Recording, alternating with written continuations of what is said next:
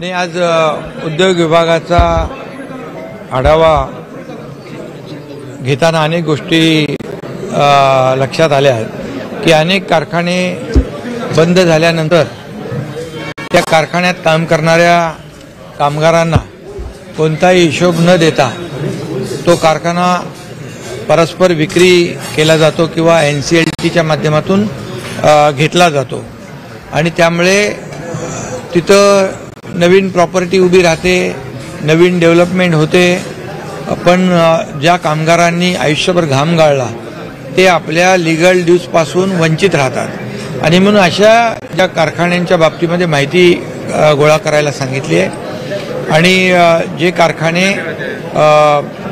अशा प्रकारच्या जे कामगारांना देणी दिलेली नाही त्यांना त्यांचा न्याय हक्क मिळाला पाहिजे यासाठी देखील एक स्वतंत्र कक्ष MIDC मध्ये उद्योग विभागामध्ये निर्माण करण्याच्या सूचना मी संबंधित उद्योग मंत्री उदय सामंत यांना दिलेल्या आहेत। अखिल भारतीय मराठी साहित्य संमेलन दिल्लीला होणार आहे, त्यासाठी आपण विशेष नियोजन देखील केलेले का? ते देखील आपले मंत्री उदय सामंत जे आहेत त्यांनी त्या अखिल भारतीय मराठी साहित्य संमेलन दिल्लीत होते त्यात विशेष लक्ष घातलंय आणि त्यामध्ये इथून एक स्पेशल ट्रेन जाणार आहे आणि त्या ट्रेनमधून विशेष ट्रेनमधून 1200 साहित्यिक त्या ठिकाणी इथून जाणार आहेत आणि त्या प्रत्येक म्हणजे त्या ट्रेनमध्ये देखील जे साहित्यिक आहेत ते म्हणजे संमेलनाशी निगडीत अशा प्रकारचं ते देखील एक साहित्य संमेलन ट्रेनमधलं होईल अशा प्रकारचं एक नवीन संकल्पना साहित्यिकांनी देखील 3 दिवस काय 30 तास लागतात ना, त्यामुळे त्याच्यामध्ये तो देखील एक नवीन कन्सेप्ट आणि आपले मंत्री देखील त्यांच्या सोबत जातील असं त्यांनी सांगितलं। त्यामुळे साहित्यिकांना देखील त्या जातानाचा प्रवास जो आहे तो अतिशय चांगला होईल, सुसह्य होईल आणि कुठली त्यांची गैरसोय होणार नाही याची काळजी देखील आपण घेतलेली आहे। उपमुख्यमंत्री वैद्यकीय सहायता कक्ष त्यासोबतच आपण जर बघितलं म्हणजे परत एकदा तुम्ही संपूर्ण देशाचं लक्ष आहे ते वेधून घेतलेलं आहे कुंभमेळ्याच्या निमित्तानं। तुम्ही पहिले नेते असाल की जे तुमच्या सर्व खासदारांना, आमदारांना, नेत्यांना घेऊन कुंभमेळ्यात स्नान करायला चालला। अरे बाबा, हिंदुत्वाचा कुंभमेळ्याचा जायचा माझा विचार आहे आणि काय बरेच लोक जाऊन आले ना कुंभमेळ्याला, म्हणजे अगदी प्रधानमंत्री, गृहमंत्री, राष्ट्रपती, आपले मुख्यमंत्री देवेंद्र फडणवीस साहेब जाऊन आले आणि त्यामुळे शेवटी तिथं जाणं हे त्यालाही योग लागतो आणि नक्की मी जाण्याचा माझाही मानस आहे। सर ते उपमुख्यमंत्री समन्वय कक्ष त्यासोबतच उपमुख्यमंत्री वैद्यकीय सहायता कक्ष स्थापन केला जातोय। एक त्याच्यावर टीका अशी होती की सरकार अरे वॉर रूम निर्माण केली, आता इथं कोण आमचं महायुती सरकार आहे आणि तुम्ही आता वैद्यकीय कक्ष म्हणाल तर बघा माझ्याकडे GR आहे, या ठिकाणी हा GR तुम्ही बघा 31 ऑक्टोबर 2023चा GR आहे। 31 ऑक्टोबर 2023ला हा वैद्यकीय कक्ष आपल्या उपमुख्यमंत्री महोदयांनी मी जेव्हा मुख्यमंत्री होतो तेव्हा सुरू केला आहे। आता या वैद्यकीय कक्षामधून जे अर्ज येतील मुख्यमंत्री सहायता निधीमध्ये त्यांना फॉरवर्ड केले जातील। आपला तिथं रामेश्वर नाईक आहे, म्हणजे मंगेश चिवटे आमचा वैद्यकीय कक्षाचा जो प्रमुख आहे शिवसेना वैद्यकीय कक्ष आणि मुख्यमंत्री सहायता निधी कक्षात तो काम करत होता, तेव्हाही रामेश्वर नाईक उपमुख्यमंत्री वैद्यकीय कक्षामध्ये काम करत होते। त्यामुळे खऱ्या अर्थाने लोकांना जलद इथं ज्यांना वैद्यकीय सेवा पाहिजे, वैद्यकीय मदत पाहिजे अशा गरीब सर्वसामान्य माणसाला यामध्ये मदत होईल आणि जेवढी जास्त आपण या ठिकाणी अशा प्रकारच्या व्यवस्था करू तेवढ्या जास्त लोकांना लाखो लोकांना वैद्यकीय सेवा मिळेल। त्यामुळे हा कुठेही काही म्हणजे कामाचं डुप्लिकेशन नाही, कुठली पॅरलल यंत्रणा नाही. त्याचबरोबर तुम्ही अगोदर पण वॉर रूम, नवीन वॉर रूम केलं म्हणाले. आता नवीन वॉर रूम या ठिकाणी कुठली झाली नाही, एकच वॉर रूम आहे. मी जेव्हा मुख्यमंत्री होतो तेव्हा ती देखील त्या वॉर रूममध्ये जे व्हायटल प्रोजेक्ट, जे महत्त्वाचे प्रोजेक्ट होते, मी, देवेंद्रजी, अजितदादा आम्ही बसून ते मॉनिटर करत होतो, त्यातले अडथळे दूर करत होतो. त्या मुख्यमंत्री वॉर रूममधूनच यापुढे जे महत्त्वाचे प्रकल्प आहेत त्यांना चालना दिली जाईल, त्यांना पुश केलं जाईल.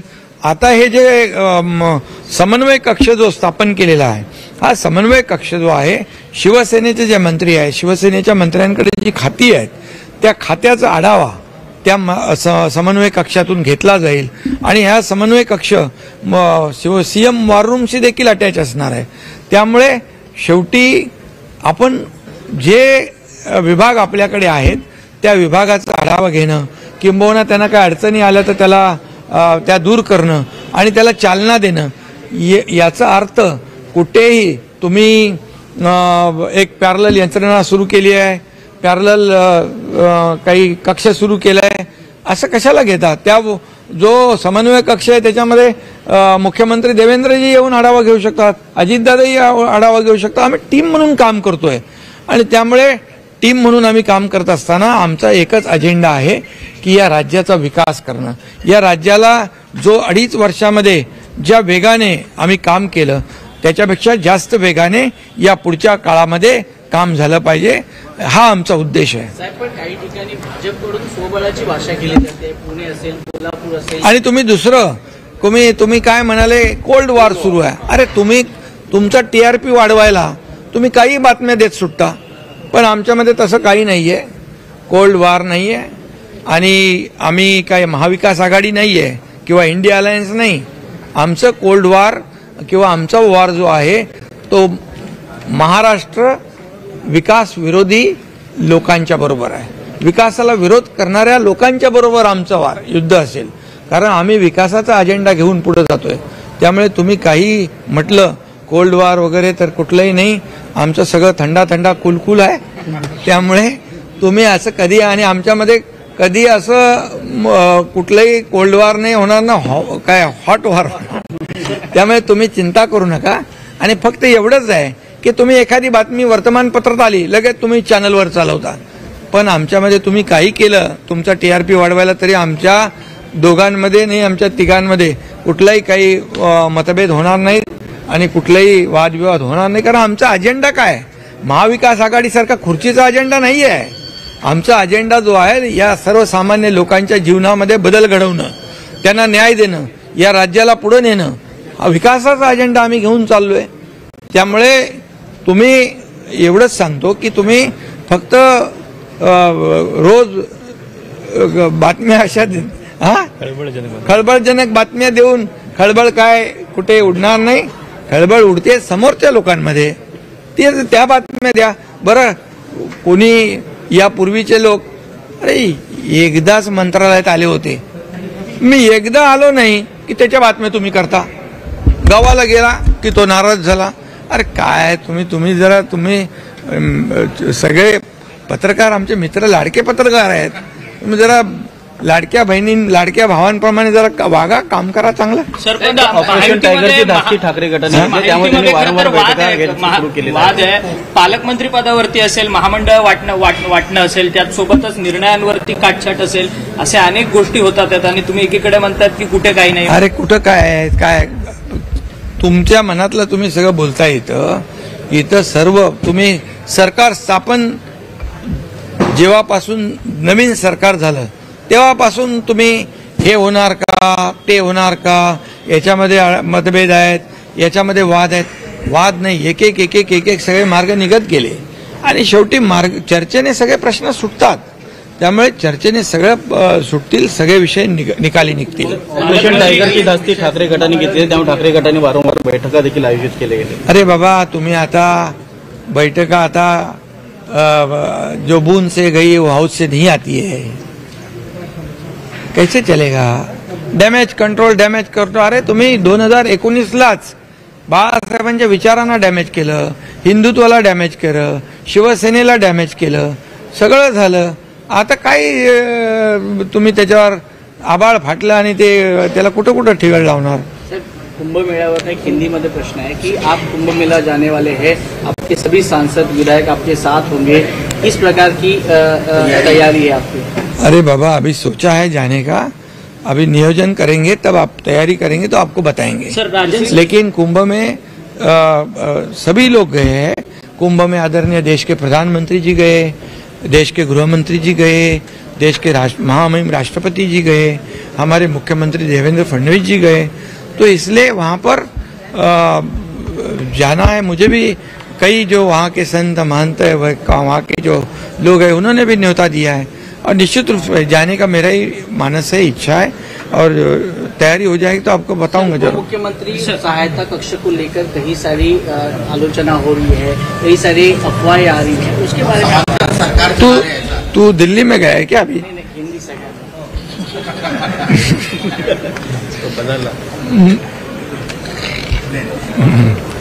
मैं इतना ही कहूंगा कि यहाँ कोई पैरेलल सरकार भी नहीं, पैरेलल यंत्रणा भी नहीं और सिस्टम का कोई डुप्लीकेशन भी नहीं है.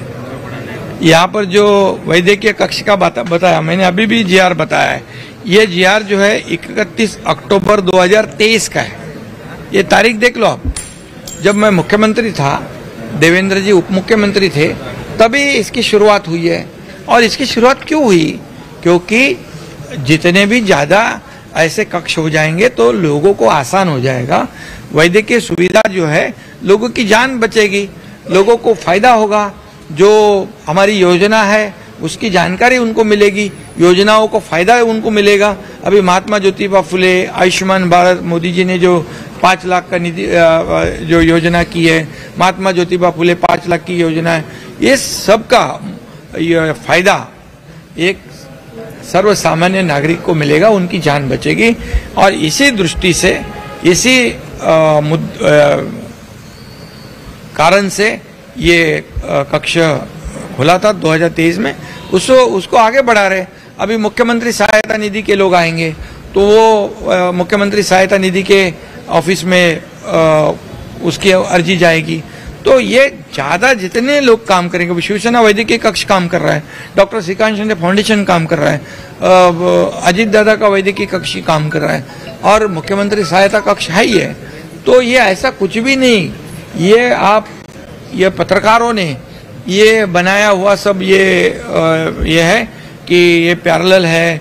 ये अभी जो वॉर रूम की बात आप करते हो, तो वो समन्वय कक्ष शुरू किया है. शिवसेना के मंत्री है, शिवसेना के जितने डिपार्टमेंट है उसका जायजा लेना, वो जितने भी उसके काम के प्रगति का जायजा लेना और उसे जहाँ पर तक कुछ अड़चन है उसको दूर करना, उसको आगे बढ़ाना, ये काम है. उसका तो आढ़ावा मुख्यमंत्री भी ले सकते आके, हमारे अजीत दादा भी आके ले सकते. क्या है उसमें? क्या सब एक टीम बनकर हम काम कर रहे हैं.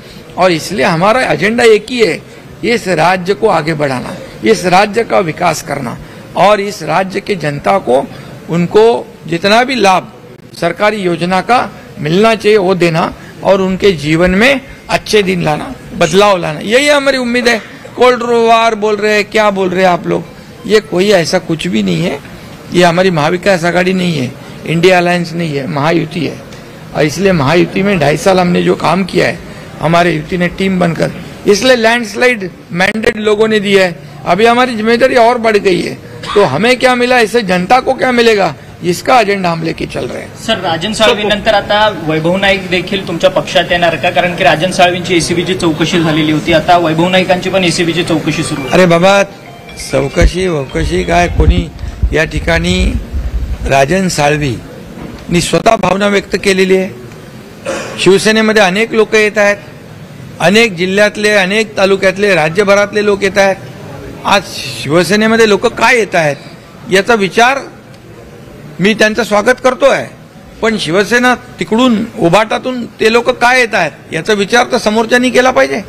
आपल्याला सोडून माणसं जात आहेत का, कशासाठी जात आहेत याचं आत्मचिंतन आणि आत्मपरीक्षण त्या लोकांनी केलं पाहिजे. आणि म्हणून मी एवढंच सांगतो की जे काम 2.5 वर्ष महायुतीने केलं, मुख्यमंत्री म्हणून मला करायची संधी मिळाली, त्यामुळे लोक विश्वास ठेवत आहेत. शिवसेना पक्ष जो आहे बाळासाहेबांच्या विचाराचा, आनंद दिघे साहेबांच्या विचाराचा पक्ष, दिलेला शब्द पाळणारा आहे आणि म्हणून कार्यकर्त्यांना बळ देणारा आमचा पक्ष आहे, कार्यकर्त्यांच्या मागे उभा राहणारा आमचा पक्ष आहे. तुम लढो हम कपडा संभालते वाला पक्ष नाही आमचा.